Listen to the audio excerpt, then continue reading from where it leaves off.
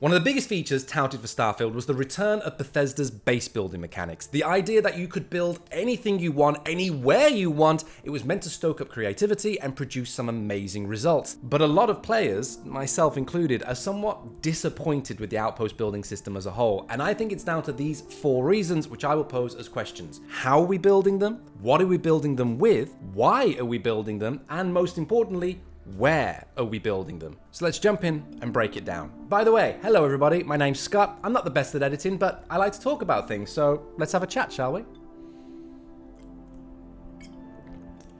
On the quickest aside notes before we fully start, I personally was very much excited for the Outpost building system because I was a huge fan of Fallout 4's settlement building system. I wasn't the best creativity-wise, I'm not very good at design, but I spent scores upon scores of hours tinkering away, putting all different little bits of story and all little bits of decoration around, so I was very much excited to be able to do this anywhere I want in space. And let's just say, I've put in 150 hours into Starfield, and I haven't been to my outposts in 125 of them. So 5/6 of my gameplay thus far, I haven't even thought about the Outpost building system, and I think that says a lot. Anyway, let's get on with it. When you finally get the freedom to go out there and start creating, you can't just build the outpost of your dreams, because a lot of what's available to build, as well as where you're allowed to build, are locked within the skill tree. Now, I've spoken in a previous video about how much I love Starfield's skill tree. I think the challenges are a wonderful addition. I think they add so much immersion. I'm excited to see how they're implemented in future Bethesda games, but its biggest failing is having so much of the outpost content locked within that skill tree. Because skill points aren't that easy to come by. You get 1 for each time you level up. So at the beginning, yep, you're sailing through them, but when you start getting to level 30s, the 40s, the 50s, those opportunities to upgrade your character come fewer and further between. And with literally hundreds of skills and associated ranks to explore, each one giving a new upgrade to your character or a new skill to change gameplay, it's somewhat baffling to see that so much of the Outpost content is locked behind you having to spend skill points, especially considering that Fallout 4's settlement building system was barely linked to the perk chart at all. The only really dedicated perk was Local Leader, the first rank allowing you to build supply lines, and the second rank allowing you to build stores and workstations in your settlement. After this, any other perks that were linked to settlement building were just secondary effects to already useful perks. Cap Collector, Medic, Gun Nut, Armorer. Getting the higher ranks of these would give you a day-to-day upgrade for your character and gameplay, with the side effect of unlocking the option to recruit settlers to man better shops and stores within your settlements. But if you notice, these Fallout perks are all to do with who you can recruit within your settlements and has nothing to do with the actual building of them. And yet Starfield has so much locked behind the skill tree that there's already a curb to your creativity. The main culprits are Outpost Engineering and Planetary Habitation, each of which have 4 ranks, so 8 skill points in total. But it's not just the fact you have to spend 8 levels worth of points to allow for full freedom to build, but the associated challenges stymie any real progress. For Outpost Engineering, you need to build 5 different outpost modules to be able to rank up and gain access to some slightly better ones. Then to build 25 to access even better, and then 50 different modules to unlock the best available. And if you're wanting to build these modules on any planet that you land on, you're out of luck. You can only habitate certain planetary bodies to begin with. Then you have to build 3 habitable outposts to unlock the next rank, then 5, then 10 to be able to build anywhere you want. So to get the freedom that was advertised, you have to build a dozen outposts on planets that you may not want to be on, with scores of modules that you may not even want, having to spend time to harvest and mine resources that are already scarce just so you can unlock the opportunity to build the structure of your dreams. The process is convoluted, it's excessive, and it hamstrings any true freedom for creativity. But let's say you've jumped through the hoops, you've put all your points into the skills, and you've unlocked everything. What you have to build with are a selection of prefabricated modules. It makes total sense within the lore of the game. Companies like Deimos and Stroud-Eklund building mass-produced, pre-designed hubs for ease of transportation and construction across the settled systems, but only being able to build with these cookie-cutter constructs means that you're painting with a limited palette. Yes, each module has a few different variants to choose from, but there's only a certain amount of configuration that you can come up with within the confines of creativity, which is especially frustrating when you think about the freedom of Fallout 4. If you remember in that, there were only really 2 prefabs, the small shack and the large shack. both of which I personally ignored. I may throw one up just to put some sleeping bags in for my settlers to have somewhere to rest if I had turned their settlement into like a museum or a resort of some sort. But by and large, the building is done with individual tiles. You could choose the floors, the walls, windows, doors, ceilings, roofs. You could mix and match building materials and designs and gain to create all different shapes and placing them on different angles. You could create a hodgepodge creation that would be somewhat unique to anything anyone else would make. And some incredible builds have come out of the Fallout 4 community. Recreations of iconic structures, hugely intricate original designs, and the sad fact of the matter is, that just won't be possible with Starfield. And one may argue, oh, it's because it's set in space. But No Man's Sky managed to do it effectively and keep it within the lore of the game, which ultimately begs the question, why are we building these outposts? Apart from a late game necessity, there isn't really any need to, and there's no defining moment to get you to start. There's no big quest line or major plot focus. Instead, you're kind of just on your own. But what the outpost building system does is creates its own self-contained economy, because you need to mine a lot of resources so that you have enough to build new modules so that you can mine more resources.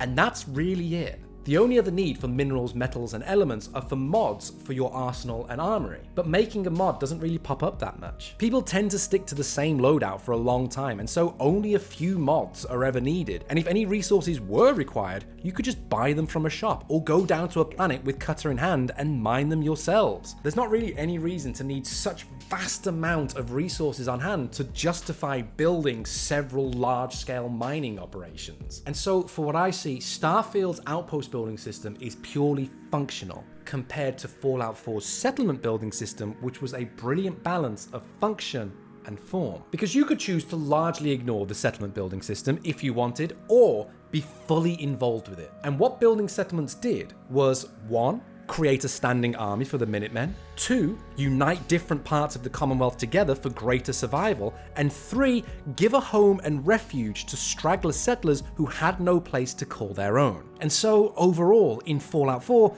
there was a net positive and a reason to build. Yes, you could turn the site into little factories to produce all sorts of equipment, which you then go off and sell for caps. But much like all Bethesda games, there comes a point of financial stability where you're not scrounging for currency anymore, and so you're just swelling your own coffers. But with having such a noble pursuit in the back pocket, it gave you the freedom within the game to have a little bit of fun. Maybe one site is a homestead, another is a farm, and another is a shopping hub. Maybe a Slocum Joe's gets set up. And with the ease of building, and I'm very much talking about the fact you got to scrap everything you could get your hands on for raw materials, you could build to your heart's content. But in Starfield, you're less likely to play about and be adventurous in your designs because the lack of scrapping junk means you have a limited pool to pull resources from. No shared inventory means you have to keep going off-world to get resources. And then you have to keep running around to try and find little pockets of what you need to make progress. You may argue that the Outposts give a place for someone to work, but I actually felt quite sad pulling somebody from New Atlantis just to put them on a remote and barren moon with only a floor cleaning robot as company. Perhaps the Outposts are a good place for a home hub. Perhaps, but with the choice of domiciles across the system that you can decorate how you please and their convenience to be located near vendors, it's not worth it. Maybe Outposts are a good place to store stuff. Maybe, but you have to keep returning to them whenever you want something. Do you know where's a better place to store your stuff?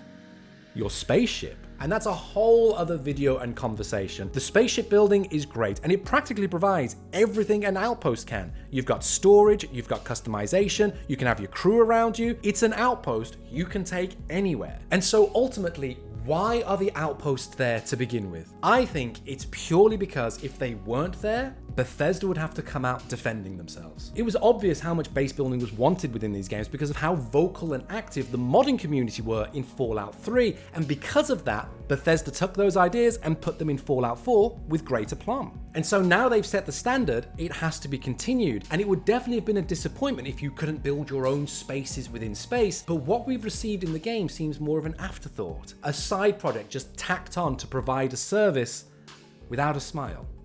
And finally, the biggest reason why I think the outpost building system in Starfield is underwhelming and flawed is because you can build them anywhere. Looking back again at Fallout 4, you had a finite list of specifically named sites for which you could build on, and each one had their own personality and their own set of limitations. The first we come across is Sanctuary Hills, a large, open, relatively flat homestead with already existing structures to build off, plenty of open land for new buildings, for farming, a river, a bridge. There's plenty we can do here. But then you've got Hangman's Alley, a closed, cramped urban setting you can't build outwards, and so verticality is a necessity.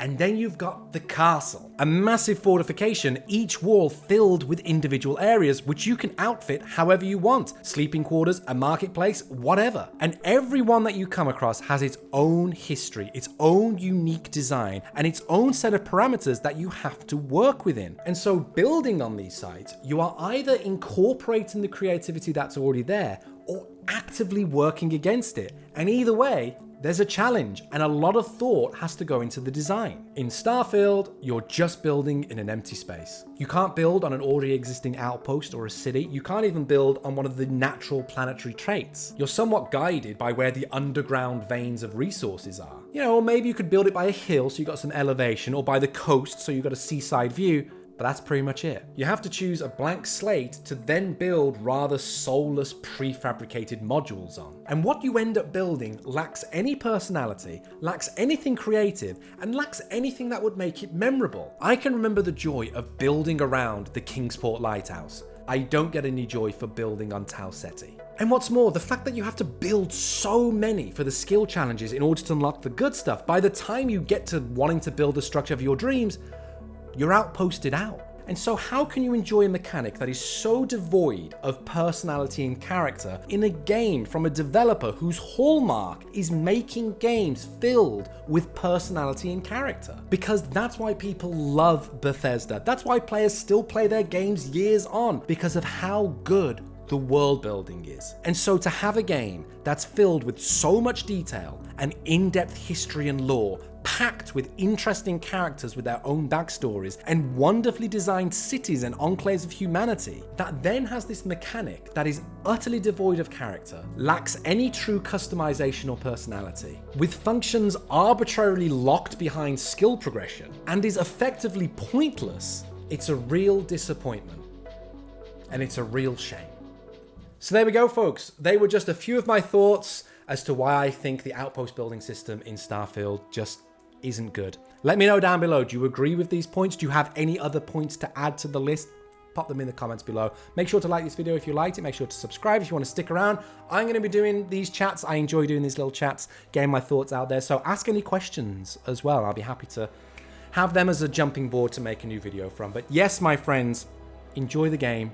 Go and explore the stars. Luck and more to you all. Catch you next time. And there we go.